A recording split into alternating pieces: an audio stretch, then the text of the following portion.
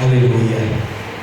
Lembranças desagradáveis, fortalezas maligna, insegurança, medo, amargura, sentimento de culpa, na vontade, uma inconstância, falta de iniciativa, indecisão, procrastinação, sempre deixar para depois, ou seja, obstinação, medo de fracassar, derrotismo. Às vezes a pessoa, ela está tão problemática na alma, que agora ela não tem mais desejo de nada. A mulher que não tem mais iniciativa, o homem que não tem mais iniciativa, os filhos que não tem mais iniciativa. Quantas pessoas hoje estão vivendo simplesmente por viver, como se veio ao mundo só para uma passagem. Quantas coisas eu gosto disso, eu não gosto daquilo, eu faço isso, eu não faço daquilo, mas não foi para isso que Deus me chamou. Deus não nos trouxe aqui para nos agradar a nós mesmos. Deus nos trouxe aqui para agradar a Ele. Independente do que nós gostamos, independente do que nós queremos, nós temos que exaltar o nome dEle e fazer do céu um lugar de multiplicação e fazer com que cada vez mais o inferno seja esvaziado. Nós temos uma aliança com Deus, nós temos o aliançado de Cristo, e por isso nós temos que viver para Ele. A nossa mente tem que ser dominada por uma força sobrenatural. Você sempre tem que dizer assim: minha mente pertence a Cristo, a minha alma pertence a Cristo, o meu corpo pertence a Cristo. Aleluia. As nossas vontades, muitas vezes, não é a vontade de Deus. Os nossos desejos, muitas vezes, não é os desejos de Deus. Se você for olhar no livro de Isaías, a Bíblia diz que muitas vezes o nosso caminho não é o mesmo caminho. O Senhor é alto, o nosso é baixo.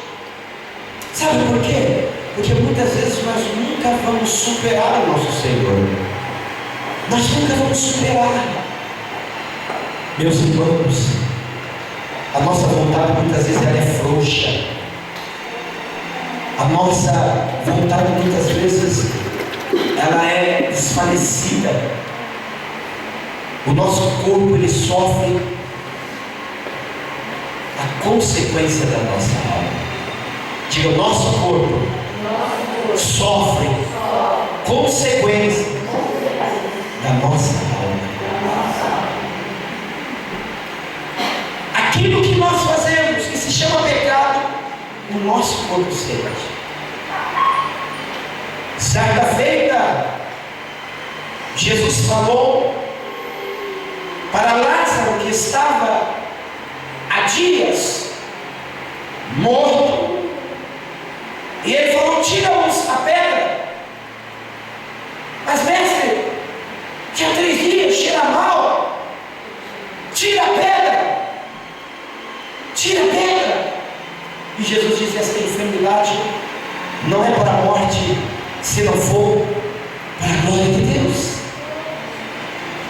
Quando nós, irmãos, recebemos uma ordem de Jesus, e então aí nós começamos a nos envolver diante do Espírito Santo, é tirar uma pedra da nossa frente, é tirar um peso da nossa frente, e os nossos pecados são perdoados, e o nosso nome é escrito no livro da vida.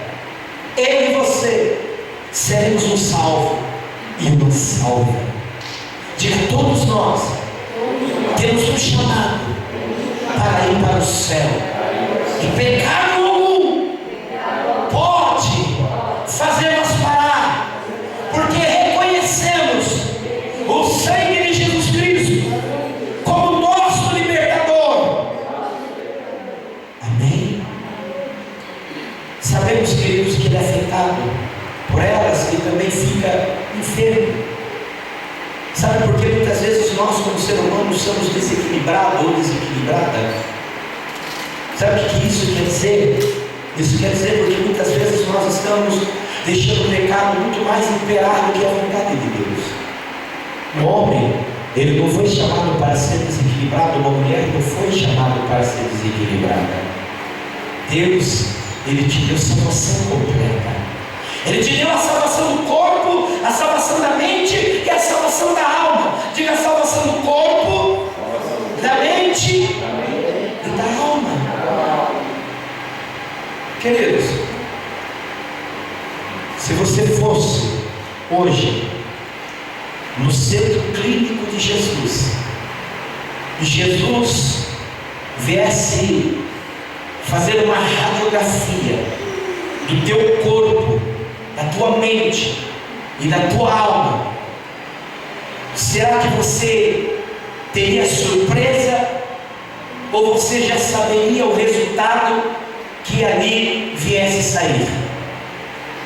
Se o Senhor viesse fazer uma radiografia do meu corpo, da minha mente e da minha alma, será que eu ficaria surpreso com o resultado, ou eu já ia convicto sabendo que o resultado era aquilo que eu estava esperando, porque eu creio num Deus Todo-Poderoso, porque eu estou vivendo uma vida de fidelidade, preservando a minha alma, santificando o meu espírito? Ou ficaria desejando? Salvação é uma cura completa que Deus tem para os seus filhos. É a salvação através da justificação do Espírito.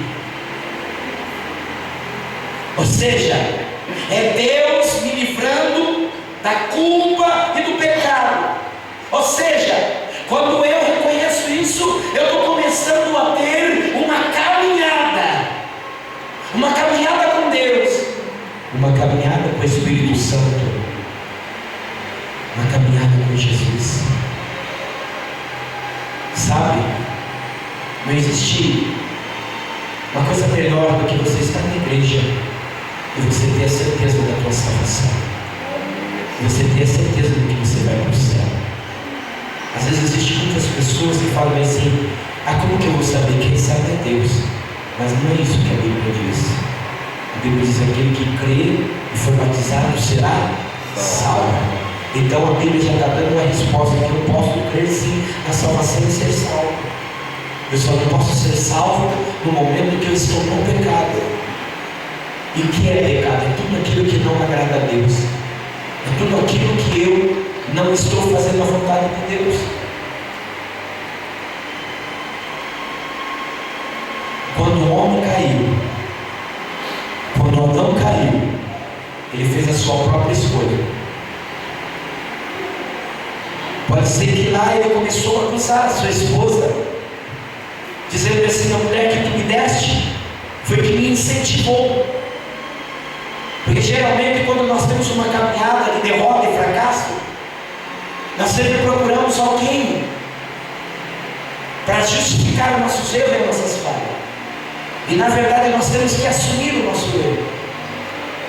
Se eu não estou bem, eu tenho que falar que não estou bem. Se a minha vida não está legal, eu tenho que falar que não está legal. Eu tenho que ter um compromisso com a minha vida eterna. Porque no momento que eu não tenho compromisso com a minha vida eterna, sabe o que acontece? Se Deus pedir a nossa alma, aonde nós passaremos a nossa eternidade?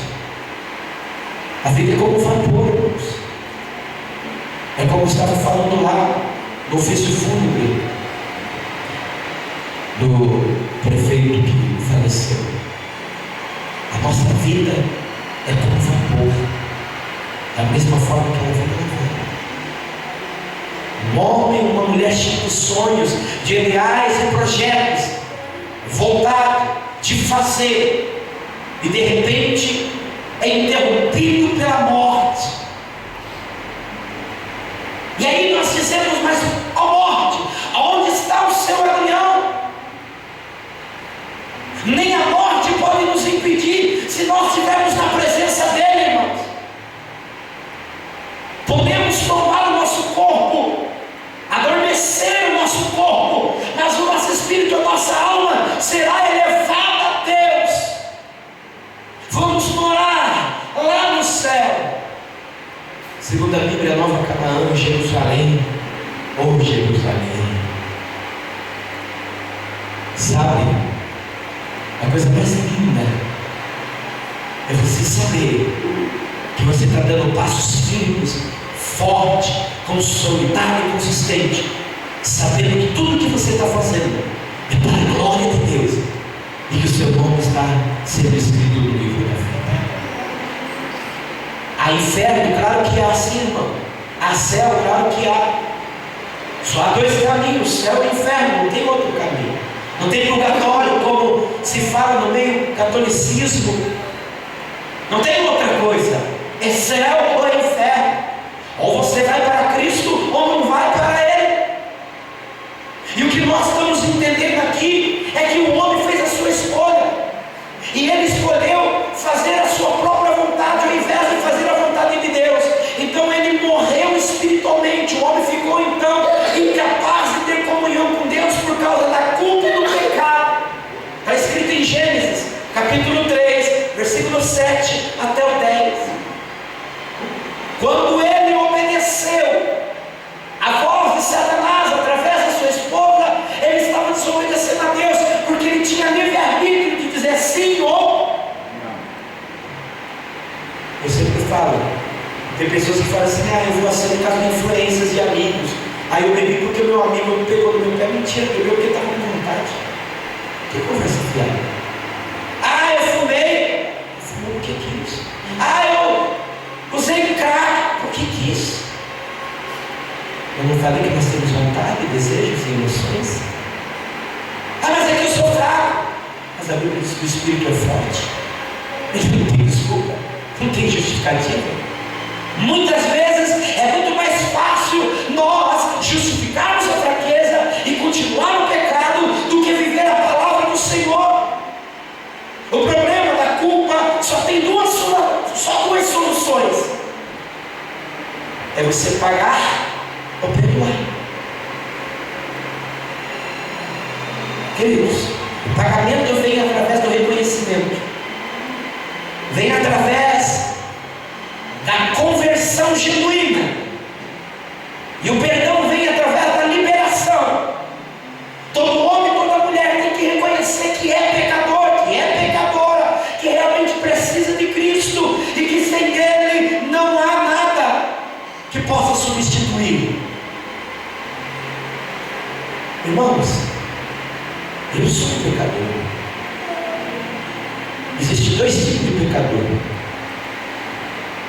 o pecador remido e o pecador praticante. O pecador praticante é aquele que vive pecando constantemente. É aquele cara de pau. Pega e sempre quer criar justificativa. O remido é aquele que pega não porque ele quis pecar, mas de repente a situação, o momento levou ele a falhar, e ele rapidamente vem aos pés do Senhor, pede perdão e Deus o perdoa. É por isso que a Bíblia fala que Deus, Ele não leva em conta o tempo da ignorância. Ou seja, tudo aquilo que eu não sabia, Deus pode até me perdoar, mas no momento que eu estou sabendo das coisas e eu continuo fazendo, aí não há perdão, até que haja reconciliação verdadeira, até que eu chegue e fale: realmente, Deus, estou cansado, agora eu não vou pecar mais, não vou falhar mais, não vou mentir mais. Realmente eu sei que eu tenho sempre falado que eu vou parar, mas não paro. Eu tenho que parar mesmo, de verdade. Então, pecador praticante e pecador remido. Que tipo de pecador você é? Você já parou para analisar? Que tipo de pecador você é? Praticante ou remido? É bíblico, está na palavra. O problema da culpa só tem essas soluções. E o homem, irmãos, por si mesmo, ele não pode justificar-se diante de Deus e remir a sua culpa. Ele mesmo não pode se perdoar. Ele pode liberar perdão, mas quem pode perdoar é Deus. Você está entendendo? Aleluia. Deus, Ele é perfeitamente santo, puro, justo, e qualquer erro, por menor que seja, qualquer pensamento impuro, qualquer deslize, para Ele é uma ofensa terrível.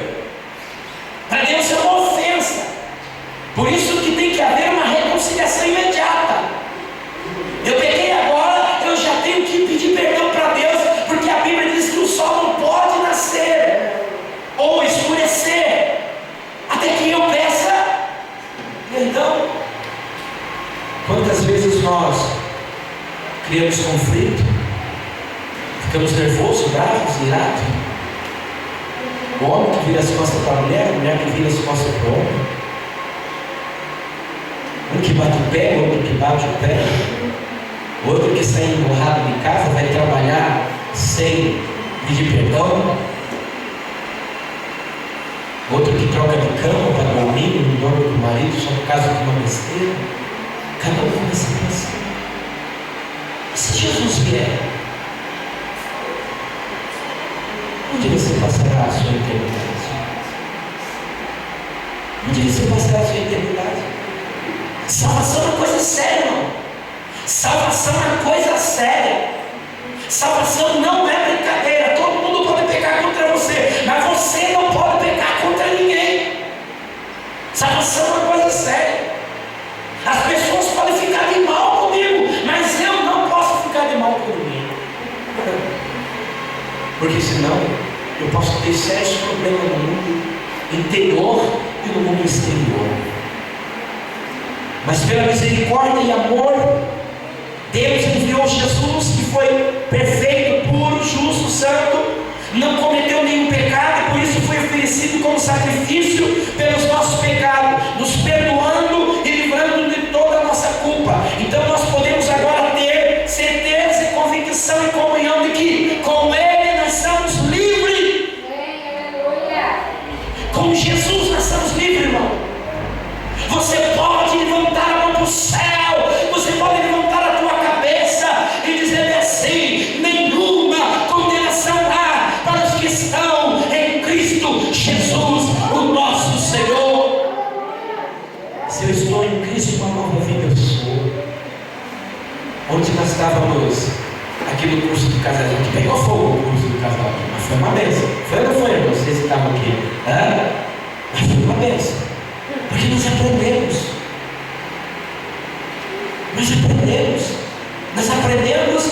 e sabemos que, na verdade, somos ser humano e que precisamos de tratamento diário.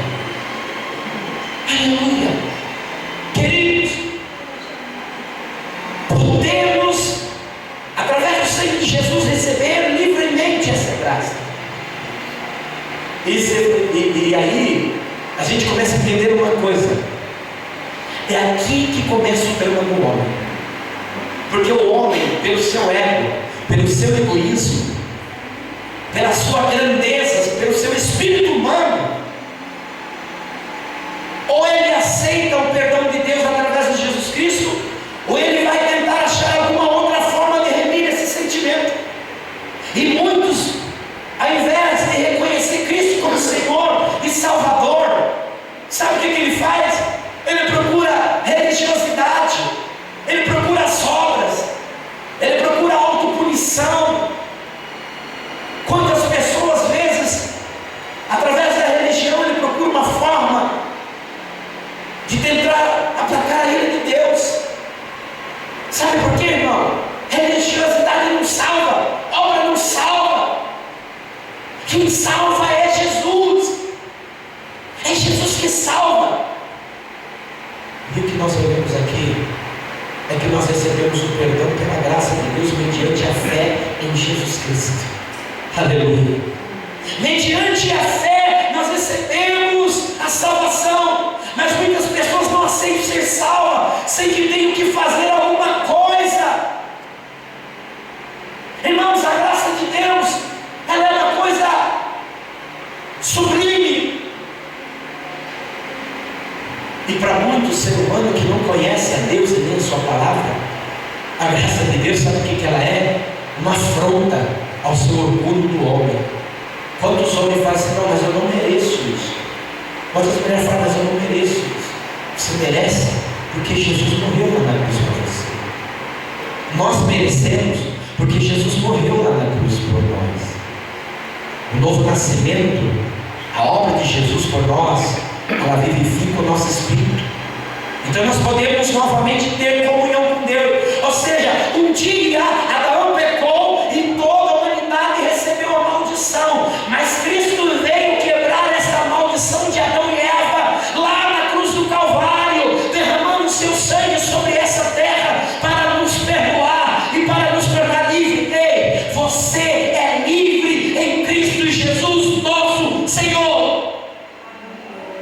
Você é livre. Você tem que bater no teu peito e dizer: eu sou livre. Você tem que dizer para a tua família: você é livre. Você tem que dizer para a tua casa: você é livre. Você tem que falar para o seu marido: você é livre. Você tem que falar para a sua esposa, para o seu filho, para a sua filha, mesmo que você não veja isso, mas use a fé e diga: ei, Jesus morreu por você na cruz e você é livre. Você tem que ver isso pela fé.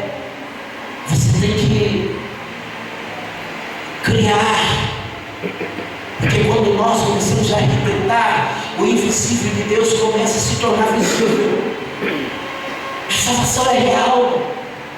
A salvação é real, mas para nós mantermos ela, nós temos que preservar certos detalhes da nossa vida que muitas vezes nós não arrumamos ainda, que nós não nos consertamos, porque ninguém vai para o céu se não se consertar. Existem coisas na nossa vida que nós precisamos consertar. E você sabe que você precisa consertar na sua vida. Não sou eu que estou aqui para apontar o dedo ou para te julgar, porque eu não sou teu juiz, eu não sou teu advogado, eu não sou simplesmente teu acusador, eu simplesmente sou um orientador, um conselheiro. Cabe a mim pregar a palavra e o Espírito Santo sondar o teu coração e trazer essa revelação para a tua alma. Olha para dentro de você e pergunta para você mesmo: se você realmente é nascido em Cristo. Se você é nascido em Cristo, pode vir a tempestade que for, os problemas que for, Jesus sempre vai estar ao seu lado e você sempre vai estar na presença de Deus. Nada vai te apartar do amor do Senhor. Nada vai te apartar do amor do Senhor.